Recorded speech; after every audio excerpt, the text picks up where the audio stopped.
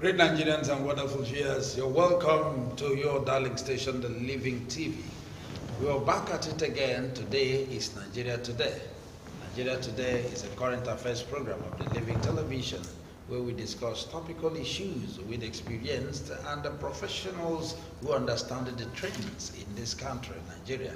And today's zone, I have with me here from my far left, Comrade Uche Emeku. Comrade Uche Emeku is a human rights activist, a public affairs analyst, and a social commentator.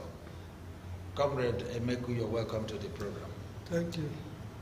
After him, I have Comrade Nnamdi Elekwachi. Comrade Nnamdi Elekwachi is a historian, also a public affairs analyst. Comrade Nnamdi, welcome to the program. Thank you. It's my pleasure to be here. And as usual, your anchorman is Chinedum Adiele. INEC has vowed that anyone caught buying or selling PVCs will be arrested and prosecuted, warning politicians and political parties that it would not condone any illegal act during this election 2023. Now, let me start with you, Comrade Emeku. Talking about vote buying and INEC's warning or threat, if so to say, since the inception of elections or electioneering in this country, there has been no time money has never exchanged hands. And how possible, how is that INEC? What magic will INEC use to stop this? Well, in fact, it's laughable for INEC to say that they will stop vote buying. Why I say it is laughable is that when a man has not always kept to his promise, how then do you trust that man? Because you have to look at the antecedents for you to actually key into what he's saying. What type of vote buying is they saying? They did not, come to analyze it or to specify the area in particular. Because by this time, massive recruitment of workers is akin to vote buying. Because when you get somebody in, that person may have forgotten how many years he has suffered. And then you bring him on board. What do you think he will do? One thing is that he will think that that is a permanent job. But of a truth, it is not.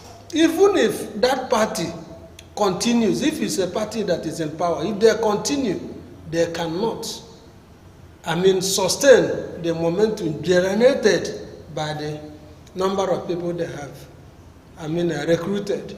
And again, you look at the economy itself. Now, our governors, even up to the federal level now, you find out that payments of salaries is a problem. So how do you check this matter of vote buying? You find out unnecessary giving of loans without collaterals. How do they recoup the money at the end of the day? Now, there are too many things that is not very clear. Is INEC the man that is going to sell, to buy the votes or the other? And even INEC themselves are also bought over into the system. So I think it is laughable, especially when you look at the Nigerian scenario. You only say, well, let it be. A situation where even the profs they have employed to become the resident electoral officers cannot even add 1 + 1 on national TV. And at the end of the day, nothing happens. If there has been a robust judicial, process in all these things, or legality, then you could say, yes, there at the end of the day, somebody will go to prison, for certain things. So I think I will hold it there for now. But the truth is laughable. It is not possible, especially in this climate. It's all right. Comrade Nnamdi Elekwachi, a friend of mine will always tell me that the commonest language a hungry man hears is food. Yeah. And considering the nature of economy, and there are people who hardly, if you look at the poverty rate, as analyzed recently, you discover that there are people who don't make up to 500 naira a day. Daily, yes. And when such person says about 5,000 in a day, Yeah. and when we don't have effective sensitization about our PVCs. Yeah. I don't know what the NOAAs are doing, the NOA, National Orientation Agency. Yes. So how possible is it that INEC, can check this? Well, let me begin by saying, I think INEC was specific. I want to say, in respect of what Comrade said, INEC was specific. They said politicians, that it has come to their notice that politicians gather people who have these PVCs. You understand? And then begin to harvest the voter identification number, VIN, embedded in the PVCs. Whether this is to help them ascertain the number of voters in each polling unit, only them know. You understand? But that's just the establishment, that's just the allegation. But if you talk about INEC, how INEC can actually achieve this, it's possible if the commission wants to achieve this. One, it has been empowered by the laws, including the laws establishing it. I'm talking about the Electoral Act, to prosecute, you understand? If you go to the Electoral Act, you will also see where it is written that such things may attract maybe fine or imprisonment, or both may apply. That's just how it is written there. So it's just for INEC to actually try the enforcement of the act itself. But the problem, I understand, comrade, the problem we have is that we seem to lack this political will, you understand, to execute justice. And that is why there are no deterrents. Politicians get away with whatever thing they do. Now, it should be a very big challenge to us that at the moment when INEC is making some innovations, including BVAS, including ABIS, that's the ABIS, including the IREF, some politicians are also deploying disastrous means. And let me also remind you that the politicians who are going about this or doing this now are the same ones who have weaponized poverty.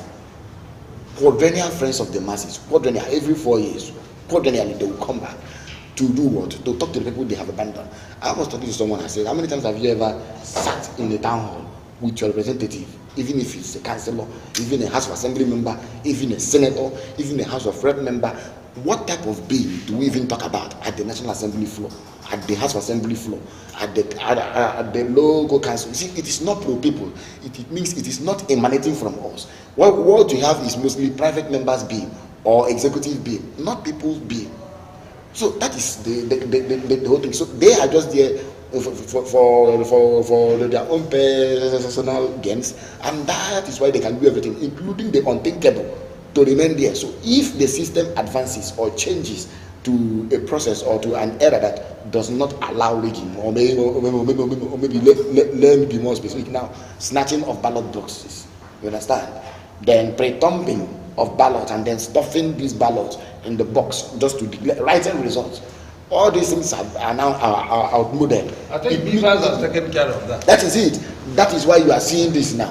And let me also say that this thing cannot automatically happen entirely without some persons in the establishment being involved, if possible, including from INEC. So I support what you are saying. We need more education.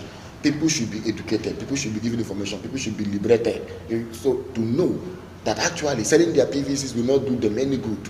You understand? That's the kind of education we need. That must pass through, if possible, the 8,807 registration centers, local wards, councils, the states, through various agencies of government. The civil society should be there, media should be there, National National Agency, all of them should be there. All right, Comrade Emeku, the police in that same vein has said they will equally launch a manhunt for politicians procuring PVCs for the purpose of bringing the 2023 general election. And don't you think by what INEC is trying to initiate that this is also another way of creating an avenue for police to make more money? Because most of these politicians, they have the police as their orderlies and so on. Yes, but let me get back to when I said INEC couldn't specify. When you talk about politicians, you are giving a blanket, making a blanket statement. You will come down to streamline what constitutes vote buying. That is the specific. That if you do this, look at this. If you do this, look at this. And then, with the INEC, would they themselves, would they go about following these politicians, knowing fully well the level of hunger that is in the society. The same politicians and again, you find out that even the politicians are bought over. At least I have witnessed a situation where politicians, you know, corner these people, bring them to their house, you know, distribute Ghana must go. I am telling you something I witnessed. So how do you, it is still the same people, that is where I'm still pointing. Now, when you now talk about the police, my dear, I don't know how to talk about this one. It's akin to saying that a rat should, you know, take care of the fish that you have bought. I mean, before you come back, you will find out that even the rat has grown fatter. When you even look at the policemen, look at the kind of pot bellies they are developing. What is it? Why is that thing there? Because there is no more doing that job the way it is supposed to be, only to get out of the road. It's like appointing a goat, the chief security of a yamba. Yes, exactly. There is no how you can stop it. So when you now bring the police in, oh God, that means everything is gone to bunkers. And so, I mean, you need to. INEC hasn't come out fully, or even the police are not prepared to do the job, because every policeman sees, his work as a means of making extra money. He's not interested about his salary any longer. If you know, only some few honest people. So the thing is that if we must get our elections right, there must be an ethical reorientation of even the police, the INEC, even the society themselves. The man in the street that has no job, there is no how you can tell him not to. Even though he will tell you, let me take it, I am still going to obey my conscience. But at the end of the day, he doesn't obey his conscience, because his conscience has already been seared with iron, just like the Bible said, yeah. Okay, comrade, involving the police in this, do you think it is a way out? INEC has the mandate, like I've said before, to work with the police, the press, and that's why you have what they call inter-agency platform. INEC has inter-agency platform, and does briefing regularly. Here, we are not talking about the mandate. We are talking about the considering the Nigerian society. I'm coming to that now. Okay. I'm just trying to tell you the interface INEC will have with all these agencies. Now, if you bring it to the police, INEC has powers, including that of deploying the police during elections. But unfortunately enough, even the police themselves, like Governor said, and I want to do that line, have been used for other ends by the same politicians. There have been times when they worked hand in glove to make sure that a particular candidate emerges at the end of the day, against, which is detrimental to the democracy we have been talking about. And there have also been times when the police, by remaining silent or through inaction, have actually allowed irregularities to thrive. We've had cases where, I'm talking about off-cycle elections, maybe in Anambra in Osun, where there are allegations that the police were on ground, some persons came, hijacked what they want to do, or wreaked havoc and left, and nothing happened. But like he said, there is need to create a platform through which the police, they themselves need education too. Begin to ask us, I'm not talking, the problem with the Nigerian police, sorry I'm saying this, and this is my opinion, is that when we talk about education for them, the education and training and retraining starts and ends with the commissioned officers. The rank and file, who educates them? Those are the ones bearing arms, defending the nation, including manning streets and the roads. And these are the ones you also deploy at maybe election hotspot or what have you. So the possibility of them not being compromised depends on the level of education they get from the government and from the citizens as well. Are they being educated? No. Election and the electioneering or electoral season should afford us opportunity to educate police officers. You understand? In line with their duties. Are they being educated? That's the question.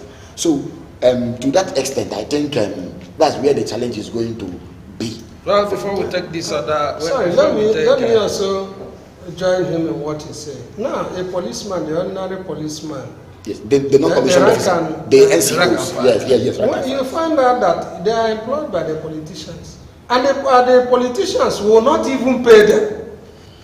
You see, it's like when you have most often the big guys take the money in the office. Good. While the rank and file. If you talk about even the money, do you know, as we are here now, every institution pays what we call pay into the police trust fund. From the profit, you pay about, I think, 0.01% of your profit tax. Tell me, where does that money go to? See them, are they well kitted? You look at the orga themselves, the higher ups, they wear uniform, crispy uniform, looking sharp, and you want to join the police. But look at the non-commissioned officers, you will see that they just look ragged and unkempt. All right, that is it. Most often it's not just about the agent themselves, but the system. The institution. All right. The presidential candidate of the African Action Congress, Omoyele Sowore, has proposed an increase of the minimum wage, and they said if he is elected president come 2023 general election, that the minimum wage is going to be 250,000 naira. All right, before we talk about his criticism on the Labour Party, who also promised 80% and 100% minimum wage, let us also look at this. And when we're talking about the system, now the minimum wage is 30,000 naira. Has it even been implemented? That 30,000 has not been implemented fully by all the states. And even those that have not implemented it are still owing. Even those who claim to have implemented are owing too. Are still owing. And now, what does it look like in Nigeria, where a National Assembly person, both high and low, takes home nothing less than 20 million and 30,000 naira a month, and all of them buy in the same market? Let me start with you, Chibonego. Well, I want to say that Sowore has just made a statement that is not verifiable. And when you look at it critically, the statement is not balanced. It's like where you say that a company is making 5 million naira, maybe a week or a month. Now, what is the cost attendant to that 5 million naira? Supposing it is 10 million, what kind of this thing are you saying? Now, I think what Sowore should have told us is that you look at the value instead of, the monetary inducement or whatever on it, maybe just a figure. Because if you pay me 250,000 a month, and then my expenses is about 750,000, honestly, it is better you didn't even pay me at all.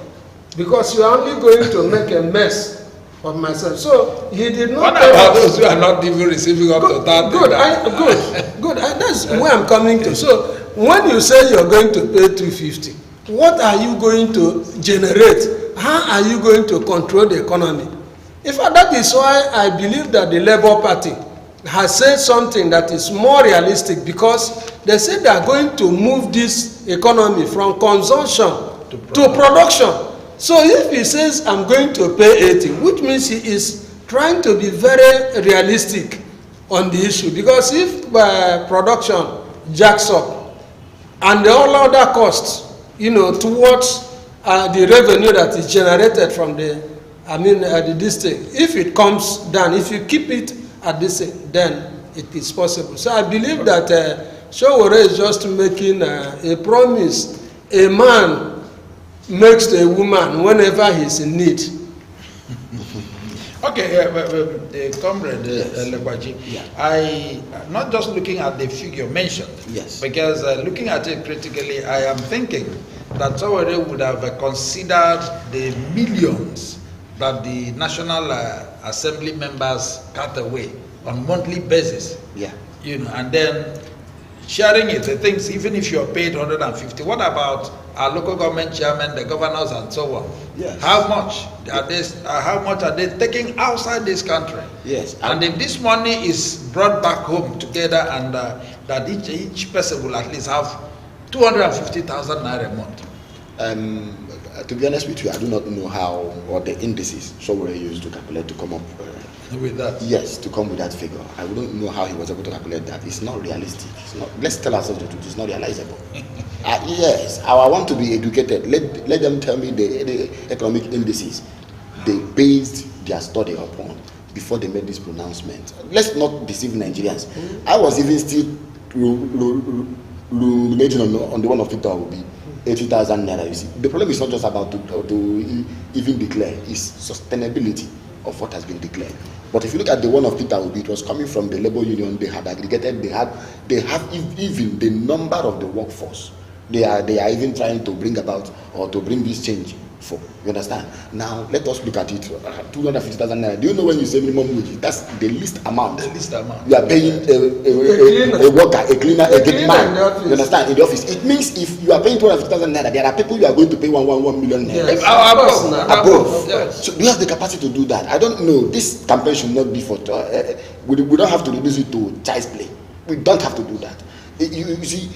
If you say 250,000 naira, have you ever looked at inflation? We are talking about inflation of 21.9% and then purchasing power decline. These are the things somebody should be talking about. Now, to the issue of National Assembly members and the elected officials cutting away money, it's quite unfortunate that as we run the most expensive National Assembly or the most expensive parliament in the world with nothing to show for it. The other day we were talking about, in fact, let me even say it, last year, okay, this year's budget, 2022, they earmarked 134 billion naira for this National Assembly. This proposed budget of 2023 is also earmarking 169 billion. That's an increase of about over 20%. 169 billion naira for them.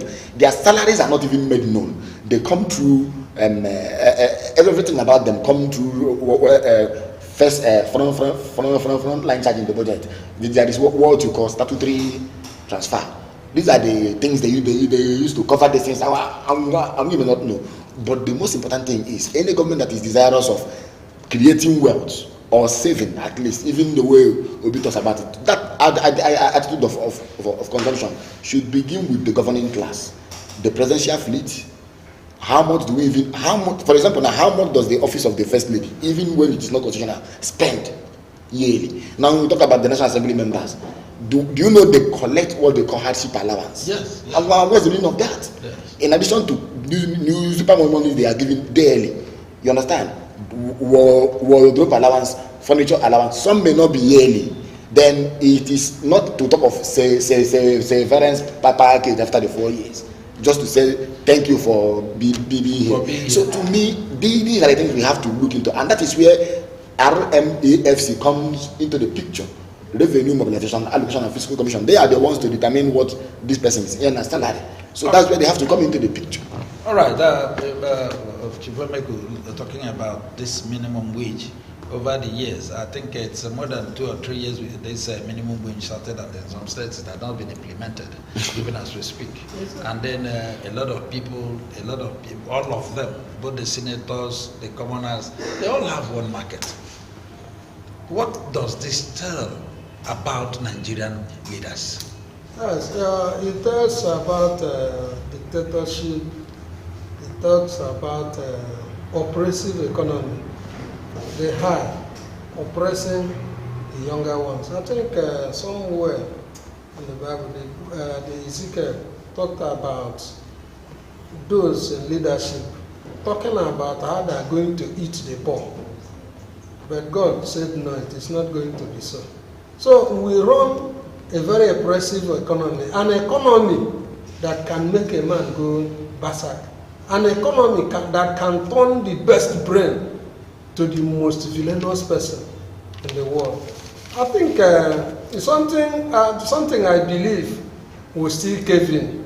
And that thing is that as this operation continues going, a time will come when the people will revolt. And when they revolt, there is no gun that can stop them. There is just no gun. Look, when you check all around the world where you have had revolution before, like in Mexico, like in France, you see that killing people will not solve the problem. Because at the end of the day, they will find a way to get you. The only thing is that you need to take the people you're ruling into account. You have to empathize with them. you want to look at them again and say, no, look at what is on the ground. And then you really need to release funds into production, like we'll be saying, and into agriculture as a matter of fact. I mean, the much money you make does not make you as a man, but what you're able to produce, how much you're able to distribute, that makes you, because a tree cannot make a forest. I mean, this economy, Nigeria is heading to a point where when it capsizes, there will not be any distance, because people are really taking, I mean, people are really suffering. I mean, real suffering. You work, you have government work, you are not paid, and yet the kind of toxic taxation that is going on, I mean, it is very scary. Sometimes I say, God, please have mercy on us. We are in trouble, because it is only the downtrodden that is in problem. Look at our economy has run, I mean, our budget from millions to billions to trillions, and there is nothing that will stop it from it going higher than that. Even most of the calculators and computers will soon have run out of this. When you press them, yes, can no longer be able to capture the digits. Error, because can no longer be able to contain the digits. Because we don't. Because from trillion now we headed to zillion. Honestly, it gives me worry too. All right, that's it. Comrade Nnamdi, let me come to you. The Senior Special Assistant to President Muhammadu Buhari on Media and Publicity, Malam Garba Shehu, yesterday alleged that a cartel colluded with some staff of the Nigerian Postal Services to embezzle money realized from stamp duty to the tune of 89 trillion naira. The same trillion we are talking about. The same trillion we are talking about. You see, I will begin this way before I even react to that. There was something Chinua Achebe said in one of his books, and it has not. He said it was not up to 1 million days since Christ left, and it is not up to 1 million days since Christ left here. Yes, see, if you calculate 2000, or let me say 2020 by 365 days, it's not to 1 million days. But we easily mount millions, billions, trillions in an economy that is dying. Like he's saying, economy that is in dire straits, economy that is contracting, where unemployment is 33%, inflation 21.9%. You are talking about millions, trillions. Now, I remember vividly a few years ago when this same NIPOS was having issue with either NIRS, who would administer the tax now. You understand? The stamp duty tax. Later, I think it was awarded to NIPOS. Unfortunately, see where we are. 89 trillion naira. Do you know that money, what it can do for this nation? And you ask yourself, what is even our 2023 budget proposal? Is standing in the neighborhood of 20 trillion naira. And this is that budget into 4 and plus a fraction, and we are being told now a cartel. And this is what we've been told often. If it's not about rodents or primates or snake or reptiles, you understand, swallowing money, it's about a cartel. Who are these cartel? Why can't we unveil them? You see, we established here only yesterday, you understand, during issues of the moment, that the buck stops somewhere. The person at whose table the box stop should take responsibility, and that is the president. Now, on this one, so that you continue from there, Mr. President has appointed a committee. A committee. I'm aware. To look into it. Yes. And even the presidency had come out to say that there is nothing, that it was is it misplacement of a priority, or something like that. Nothing has been found about it. If that honorable had not spoken out. I watched that clip. If that honorable Kazaure had not spoken out, where will we be today? We will even know. Yes, Kaure is the yes, Muhammad Kazaure is the secretary of that committee. Yes, we have known up to money. I think what Garba Shehu is doing, because it's just Garba Shehu. Yes, Garba Shehu is just trying to answer to something that's see. Let's be clear about it. If this administration is desirous of fighting corruption, some of the stories we are hearing, we can't be hearing them. That Accountant General of the Federation woke up one single morning, dipped his hand into the coffer, took 80 billion naira, and on the investigation we realized it was up to 100 billion One person. Where is he today? See, I want to talk about Abdul Rashid Maina. All these things are happening because this administration has not empowered the judiciary. And I have to say it. We see the kind of appointment being made there too, with respect to the judiciary, that the vice president could actually make appointment and the president returns from his leave and sacks the other person being appointed. You see, until we begin to have a prosecutorial system where these persons are meant to face the law and suffer, these things will keep happening. And that is why the other day we were talking about it here and people were crying. What is it? In this system, only under this administration, we've seen corruption in an unheard of scale, where officials loot and not happen. We're talking about the other one. I think what's that his name again? Pande or who was being questioned before the National Assembly on issue of Niger Delta. He's lumped. Okay. Since he's lumped, his case ended. Many things, in one administration, and it's quite. And mind you, an administration that came on the ground of what fighting corruption. The plank of the campaign was anti-corruption. No, well, you're talking about the one that slumped the floor of the National Assembly. But they, what would you have expected them to do? They had to allow him to now use the money to take care of himself. All right, Mr. Meku talking about 89 trillion naira missing, and it's being treated with a kid's glue. Yes, I want to tell you that it can only happen in Nigeria, and nothing will, and there is no consequence.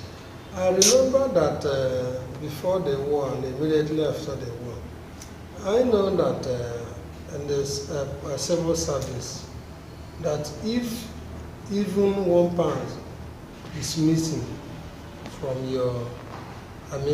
your coffers, I know you go to prison.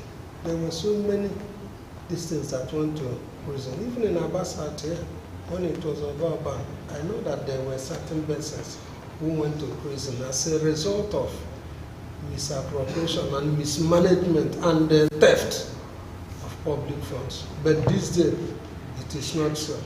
You see, there is what Isaiah said. He said, because evil is not repaid, is not treated immediately, people now find it fashionable to continue doing such a thing. It's from £1 in those days, or £1. Now, remember when this man came, Murtala Muhammad, when he came on board, he sacked so many civil servants as a result of embezzlement. Yes. But this day, can you try that kind of thing here in this country? So it's unfortunate that a lot of people have decided, therefore, and to ensure that nobody ever breathe again. But thank God that one day we will all go home. And then for whatever we have done or we have left undone. Yeah. All right, shortly before we go on break, let us look at this. Former President Olusegun Obasanjo said he is working with other elder statesmen to enthrone a new Nigeria where everyone would have a sense of belonging and there will be justice for all. He made this statement in Enugu yesterday at the headquarters of the National Secretariat of Ohaneze Ndibo. Comrade, let me come to you. Yes. Obasanjo is the former president of this great country, Nigeria. Yes. And he has taken it upon himself. Remember, the other time, I think last 2 weeks, we talked about it when he said if Nigeria misses 2023, yes, I will be heading for a big doom. Yes. And then in Enugu, he said this. What do you think this statement implies? Thank you so much. What the statement implies is that Obasanjo is still the man working for a search of a better Nigeria. Mind you, he's talked about the death force before now, and he's been writing a lot of letters. In fact, as far as I'm concerned, he's epistles, just like he has that name Matthew, and like the Matthew of the Bible wrote, he's been writing. The other day I was reading. In fact, there's a book now detailing his letters, including the one he wrote to go on when the civil war was actually raging. Obasanjo, we cannot take it away from him. He's somebody, even we may not like everything about him. He remains the best president so far since 1999. He was my college mate. he read theology. Yes, yes, he went through that. Yes, he went through that. And each time Obasanjo has been talking, he's been talking from as a patriot. Yes. You understand? He was even disappointed with Goodluck Jonathan at the time. And even tore his PDP membership card and vowed to work against PDP. Where he saw what he called derailment has actually been worsened by the current APC party, which he even supported.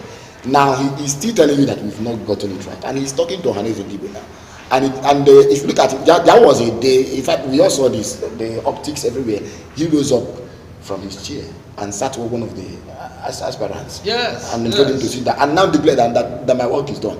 But if you look at it, that was a sign language. The people Obasanjo are supposed to be supporting, including the person who was his former vice, and then those who were with him in 1999, even those who were with him in the trenches in the 1970s or in the 1960s during the war, he seems to be distancing from them, and he's been saying that there should be a new Nigeria, and that is what we all need now. Then again, he is talking to Ohanaeze Ndigbo. Now, in light of Peter Obi's move, we are seeing that Obi is we won't take it away from him. This man is leading the campaign, whether by air, whether by land or anywhere. Now, what are the Ohanaeze Ndigbo doing as a group to reach out to other stakeholders in the polity? You understand? To reach out to other stakeholders to say we need the support, because to even argue the case that we are presenting you a better candidate or the best option, so we need the support. What are they doing beyond releasing statements and press releases and what have you? What are they doing? Are they politicking? It involves legwork and field work. So what are they doing? So Obasanjo telling them could be more of trying to support them. You understand? To begin to act. Aside from Pandef, Afanifere, and who voluntarily decided to throw their weight or to cut their lot where we are seeing them take their debt. Which other group can we say Ohanaeze Ndigbo has been able to attract? To convince. Yeah. Okay, Comrade Emeku, talking about Obasanjo's body's language, the other day he relinquished his seat. That is a body language, and there are only few persons who can interpret it. And with his visit to Enugu yesterday and the statement accredited to him, what are your findings? Yes, Obasanjo, I see him as a man who is highly patriotic. He's supposed to be called a citizen of this country, because a citizen will not want to do anything that will hurt his country or hurt other human beings. He may have made his mistakes as a human being. Yeah. It is given. But then Obasanjo is one who believes so much in this country, who fought also to keep the country together. And why should he be watching and then the country is being torn apart by those who have nothing at stake, by those who are only big rats, by those who loot anyhow? So I think what Obasanjo did that day was to tell people, look at the man who will step into, whom I trust to step into my shoes. Standing up and asking Peter Obi to sit, Obasanjo will be very happy.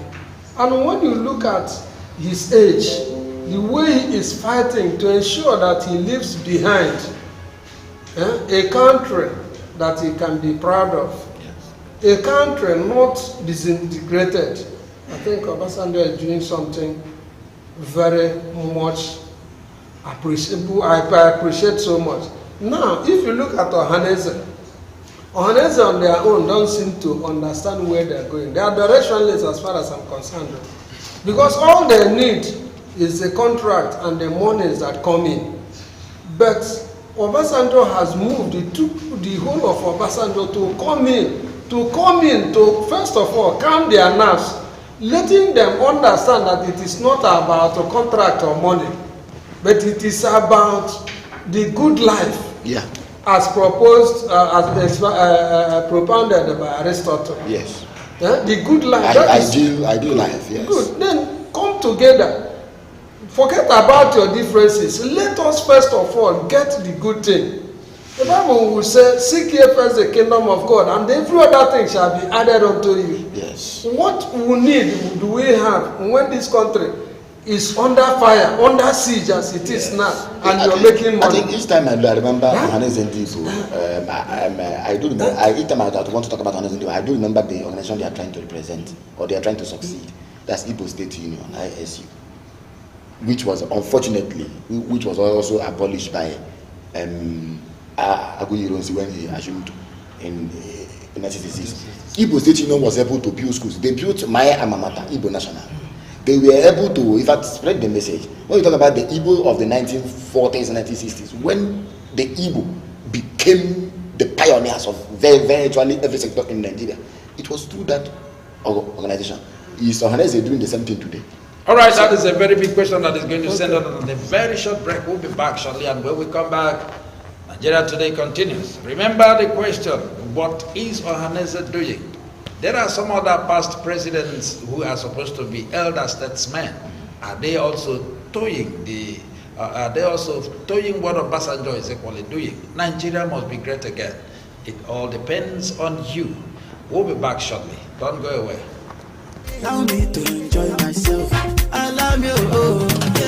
Have you heard that Living Television, the latest satellite station on SatView channel, is received all over Nigeria and Africa? You can watch Living Television on every free-to-air HD decoder, including Strong HD and CSAT HD. Why keep paying for monthly subscriptions when you can have fun for free? With Living Television, you can watch lots of wrestling, football, documentaries, and Nigerian films, including discussions and debates on current Nigeria issues. Watch free live matches on La Liga Spain cum Serie A, Italy cum Bundesliga, German League 1, and French matches on over 80 premium channels. Wow! You can also sponsor your programs such as live church services and crusades, political rallies, burial and wedding ceremonies, promotional interviews, announcements, advertisements, documentaries, and commercials. We are situated at number 1 Judges Street off Ikorebane Road, Aba, Abia State. For further enquiries, call 0805 367 3900. Signed, Management. I love you.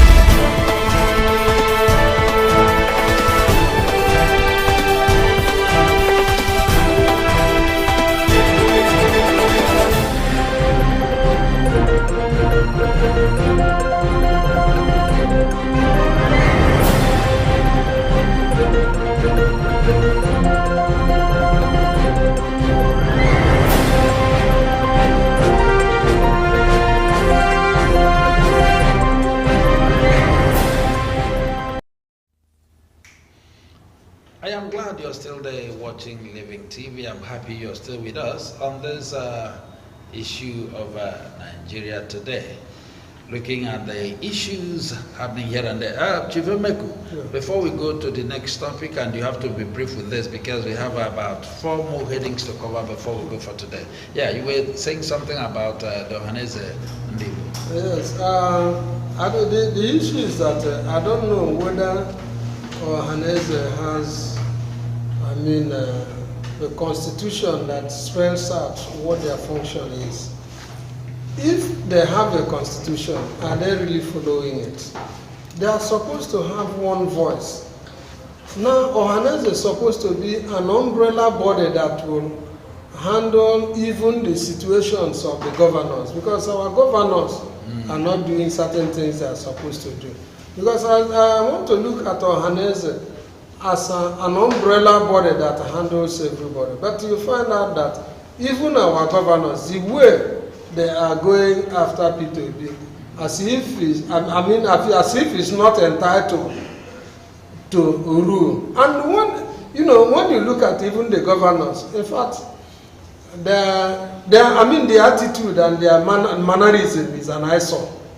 Some of them wish to go to the Senate to do what at the Senate. So I think that what Obasanjo has done is coming to Ohanese, giving them a direction so that they remain focused. That if Ohanese speaks and people-oriented organization, whatever they should say, whatever they say, the whole of Igbos should follow. I think they should be ashamed that somebody is coming from outside to tell them to unite and do the necessary, the needful for this country. All right. Yeah, I think they'll learn their lesson from Obasanjo's visit to Enugu. All right. Governor Nyesom Wike of Rivers State has said that the North should or must relinquish the national chairmanship of People's Democratic Party (PDP) to the South. He said he has no personal issues with the presidential candidate of PDP, that is Atiku Abubakar, their presidential candidate. He equally added that he has no regret contesting the presidential primaries with Atiku, though he lost, that he has nothing to regret. But for them to have any round table discussion, for them to resolve whatever internal crisis in PDP, he said, Ayucha, that's his name, the national chairman of PDP, must resign. He has said this. Comrade Lekwachi. Yes. Well, you know that Wike is hurting. He is hurting. He's someone who is hot, and we have to give it to him. I have said it many times, and I will keep saying it, that this is a particular man who picked up PDP from the gutters when people left PDP, called it names, and tried even undermined it, and joined APC and other parties. Wike was the only man, the last man standing. He picked up that party from the gutter, cleaned it up, even to an extent financed that party. We all saw what happened. Then the same people who threw the party inside the gutter now came and snatched the structures of the party from him. You don't expect him to be happy. But at the same time, I should think that I do not see the basis of any dialogue again. Wike is gone. And whether you like it or not, he's gone. So the fact remains that from what we are seeing, it is not going to happen. And I'm saying it. I'm not sure that remember the National Working Committee of PDP has actually come out to back their chairman. So I do not know the basis. And asking asking him to resign.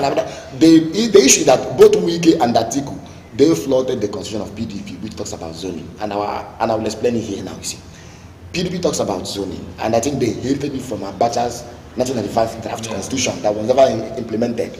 What was it all about? They say zoning, and if you look at PDP, you see that in Nigeria, virtually all the Souths have actually had a shot, except one of the South. That's the Southeast, under the PDP.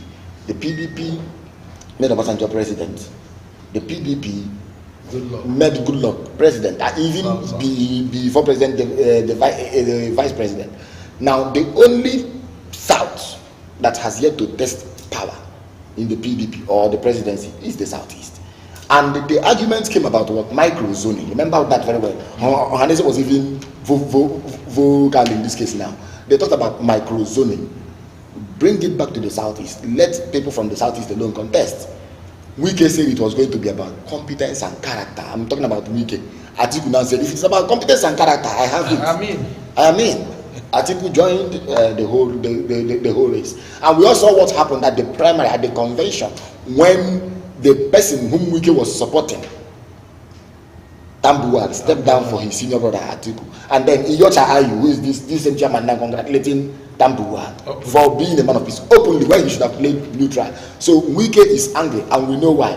But you see, the same PDP is now telling you that they have jettisoned their constitution in terms of picking a candidate or selecting a candidate, but that they will no longer jettison their constitution in deciding who becomes the chairman. That even if Iyorchia Ayu should go, the constitution still requires by its provision that somebody from his block succeeds him. So it makes no sense. All right, Chivemeku. Yeah, looking at this, what Wike is saying, there is no how you, and it was an oral agreement. I'm not sure it was written. Yeah. That if Atiku picks the ticket, the presidential ticket of PDP, then the Northern National Chairman, which is the current chairman, must resign. You can't have two Northern presidential candidates and then the national chairman, all from the same zone. And then his zone is saying, this other one must be relinquished to the people in the south, and that is which is almost the same thing with the same faith ticket, Muslim ticket. Exactly. So, what's your take on that? Yes, my take on that is that none of us will ever play God and win. Yes, I want to be very blunt here. None of us. Look at Nwike. Yes, he's a man I love so much. In fact, even on my Facebook wall, I used to praise him, for what he's doing. But when it comes to determining men's fate, you should all leave it to God. Remember that it was this same Nwike who made sure that his brother lost to Ayu. I hope you know that. Because he was doing this thing, scheming, hoping from the back of his mind that he is going to pick up the ticket while also stamping on other people's food. So the thing is that he got it miscalculated, because man proposes, God disposes. That is what has happened to him. And it's like, well, a man has eaten so much akpu and then fell from the top to the ground, and before you know it, he's in trouble. So that is saying he's having his own karma. That is the thing. So when now the game now turned around, Atiku being a master schemer himself, because you cannot rule that one out from Atiku. In fact, there are so many things one would have loved to say concerning this matter. When you look at it very well, whatever you do, always make your provision for God to have the rest of the game or to come in. That is, okay, look at it. Northern, everything, just like APC. Everything about APC is not. And then the thing is coming this way. But you see the problem that Wike is having and the rest of them is having is that they miscalculated from the beginning. He should have allowed his brother to continue as the national chairman and maybe consolidating the ground. But he was afraid that when he allows that man to continue, that it will not accept things that it will affect his own chances. What is now crying for is what others will be crying. Good. So that is the thing. It's a pity. Yes, you see, that, I want to say this briefly. No, before you say it, because of our time, I want you to take it together with this, because the former deputy national chairman of the same party, Bola Bode George, yesterday vowed not to vote for the party's presidential candidate, which is the same Atiku Abubakar, unless the chairmanship is zoned to Southwest. So you can take it from there. Thank you so much. Okay, what I wanted to say briefly was that Wike is looking at the picture, the post-2023 election picture, what relevance he will have. I will tell you this story briefly. You see, when Odele handed over, you understand, when Odele handed power over, there were two parties. One was to congratulate Odele, who had handed over. The other one was to welcome the new governor. Do you know where everybody went to? They went to the new governor. They left Odele. Odele's house was empty. He never believed that he had been governor in just the last 2 hours. His place was empty. But that's Nigeria. So that is what Wike is looking at. What becomes of him in 2023 beyond. But that's it again. I think what Judge is still he's saying is still the same thing. If we are to work with PDP's constitution, that is how it ought to be. But you see, in Nigeria, the problem we have is that interest of individual, not even party interest. Individuals' interest will always conflict, and when they conflict, they change the permutation and they set up. That is what happened. Now, Atiku Abubakar, who is from the north, since Wike and the rest said it was going to be about competence, Wike went out of his ways, including going to Anambra to tell the Anambra people that the election is not buying and selling or importation, that they should not vote for their son. He went far. So now you have you've thrown the ground open, you've thrown the floor open People, big weights like you came, and you were outwitted, you were outmaneuvered, you were outflanked. You are left on your own. Now, the conversation coming from the southwest too. If you look at it, you see that there is a point there. But the question is now, how willing is the PDP, you understand, to follow its own constitution and to do this? And I think where they are today, they have crossed the Rubicon. They have violated their constitution by virtue of zoning on all levels. So I do not know the possibility of all that. All right. Outside you know what happened. I also want us to look at this Chivemeko. Now, talking about what Bodeje, the former national deputy chairman of PDP. Why is Atiku? Because Atiku is the one who insisted that the chairman at a point was almost ready to go. But Atiku insisted and said that is not their constitution. So, and then he is called a unifier. And then why not let one man go? And if God had provided it that way for him now to become the president, why would he want to lose the presidential seat of this nation because of the chairmanship of a party? Like all these things borders on interest. You say there are so many discussions behind the scene, and what you're only seeing is the outcome of what has been discussed already. Somebody wants to take care of another man's interest. But then you will find out that, I'm sorry to say this openly, PDP will not find things easy in this coming election because people are really tired of all this, double speak, of all this kind of thing. You cannot have a Fulani man handing over to Fulani man, number one. You cannot have the president and the national chairman also from the north. It's very bad. What Bodeje has said, I think I bought into that. It shows it's also, his sense of equity is understandable. Yes, if the national chairman goes there, well, the other things can now follow, maybe the secretary or whatever, but then they will soon find out that Nigeria is not lying prostrate on the table for the butcher's knife to come and divide it. It will not be possible any longer. Okay, let us also look at this. It has been trending for almost a week now because the other time we learned the Eha Amufu in Enugu, a town in where they call it Shuzo, local government area in Enugu State. They accosted a trailer load of Fulani herdsmen with their guns and so on, stopped them. The army did everything to stop them from setting that on fire, and they were also coming to that same house after having killed so many of them. And then the young men had to mount a roadblock, and luckily for them, these people fall into their trap. But as we can see, within 2 weeks, about 50 persons and houses burnt, and they are in fact, as we speak now, some of them are looking for a way to go into this camp, IDP camp, yes, in that same state, and then nothing has been said about it. The governor has not made any official statement. The chief security advisor, nobody has said anything, and they've continued. Between 2 years now, they have lost about 160 lives in that same place, Amuf in Enugu. That is the security situation. Comrade. Yes.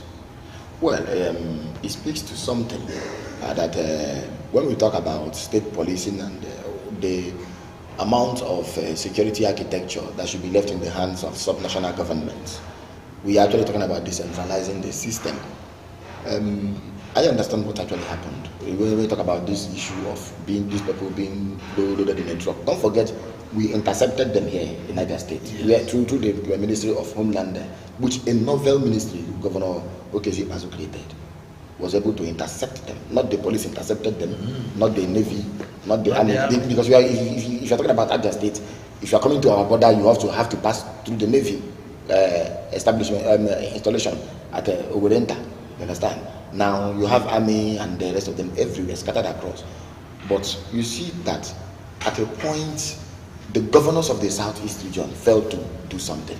They went and met the former IG he told them to go ahead and form a subnational security architecture, at least at the regional level. They came back and they did nothing. It was over for almost a year. Then the separatist group now said they were going to form a group to man the forest and the margin areas of the southeast. Exactly. That was how the conflict began. We now started having ESN. The lacuna we are having in the southeast is too much. The security lacuna is too much. Sometimes I keep asking myself, are we sure we are not even besieged? Sorry to say this, but then it happened within my neighborhood. My neighborhood was actually kidnapped. After we had conversation, and it came to the fore, or he established that the people who kidnapped him at Log Banta, and we know who are operating there. At the point in time, it was also in the news. In fact, I edited some press releases where the group had established that the students of Abia State University were being kidnapped by Fulani headers. Now this is happening, and there is no mechanism, even the commander-in-chief, there is no mechanism to bring the conversation down from the federal level down to the grassroots for people to have conversation and know how to secure their place and know how to bring about an end to this. That is why you are seeing this happen. The governor who went from, he went there, if you remember very well, the time of Nibo, people were killed there, he went there and cried. He only shed tears and came back. Nothing happened. And that is, yes. So the most important thing now is how do we handle this kind of inter-ethnic or inter-tribal relations among Nigerians, wherever they may be. You understand? If somebody is a pastoralist, or if they're pastoralist, how do we even check their activities to make sure it does not result in conflict? Because if you look at where the Fulanis, where we're talking about Agatu and the rest of them, it's been about sacking communities, and it is happening in the southeast, even in Abia State. I've heard the cases of the one that happened in Arochukwu and the rest of them. So the most important thing is to, even in Ohafia, the most important thing is to spotlight these things, mainstream them. You understand? Spotlight them, mainstream them, and then amplify these issues if possible, so that the world will hear it. Let there be conversation. Okay, Chivemeku, about 160 persons. You know what that means in a village?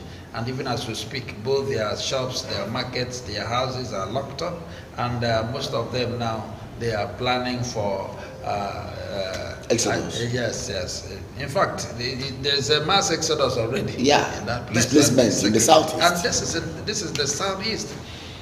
And if you remember, about 2 or 3 weeks ago, we talked about Oton, governor of Benue State, accusing why he said openly that he's not going to vote Atiku, though a PDP person, because of what Fulani has done in that area. And the same Fulani people we are talking about. And remember also, Atiku was accused for knowing who these people are, and has done nothing about it, and yet is asking to become the president of Nigeria.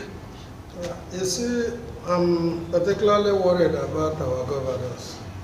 Even right from years when we used to do programs at MCL, we were crying, saying that this thing that is coming is a mayhem, if not stopped earlier.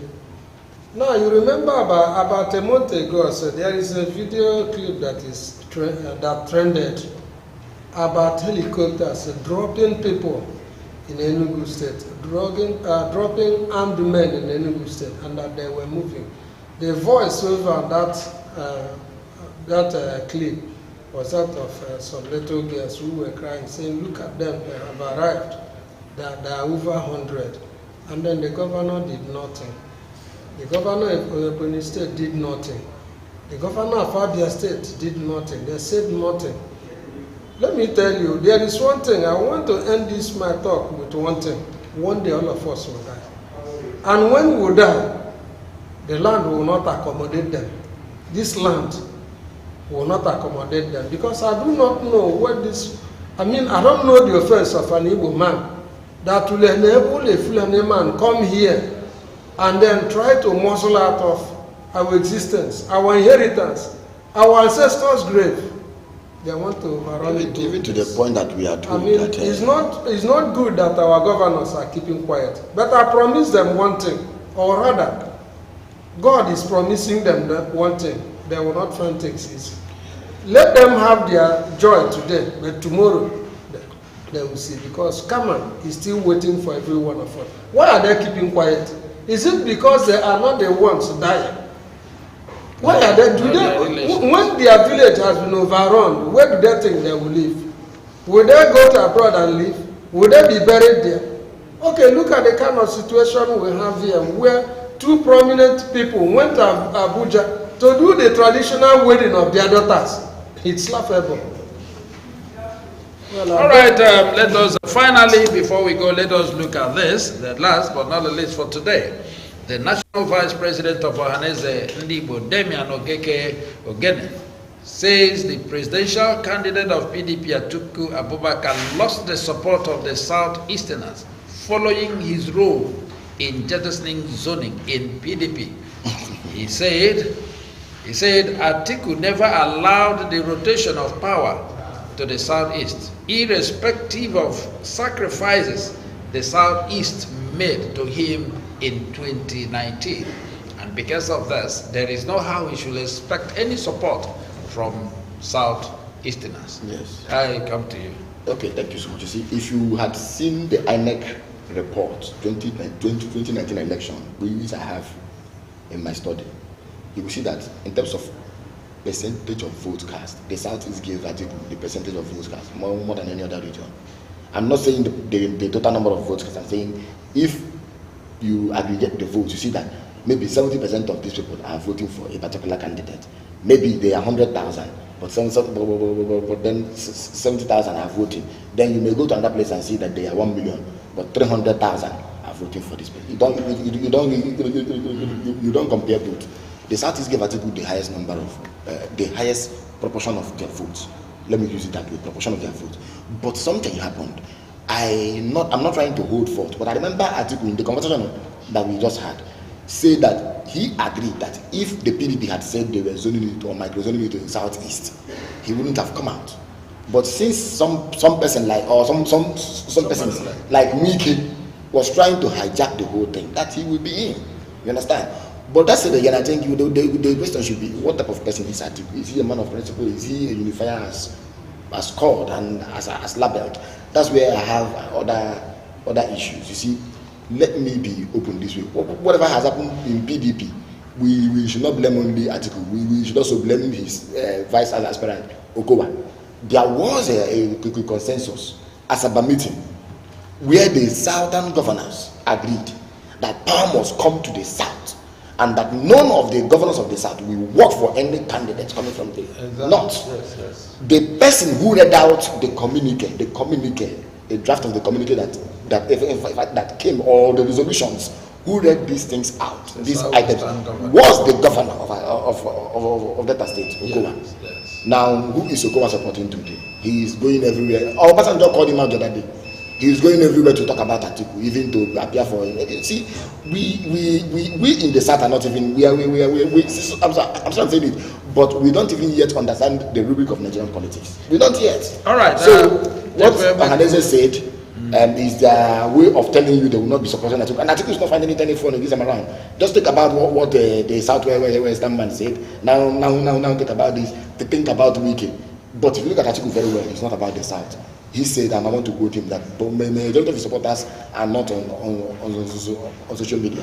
And he said, a president they not need is not the one coming from Southeast or Southwest. Okay, Chief Emek, you heard that, and then for Ohaneze to have said this, they have forgotten that of Wike, what he did, the role he played, but talking about Atiku, who eventually came out after all this.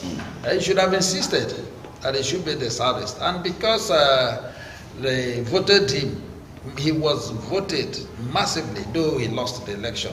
But he should have considered that, and that is why they are saying they don't have any support for him. Just brief before we go. Yes, I don't have much there to say, but the only thing I want to tell you is that Atiku has insulted Igbo man enough. He has insulted us in such a way that we should even be ashamed of ourselves. Atiku has not in any way shown himself to be a good sportsman. He has shown us that he can do without the Southeasterners. And I think we should also allow him to become the president he wants to become without our support.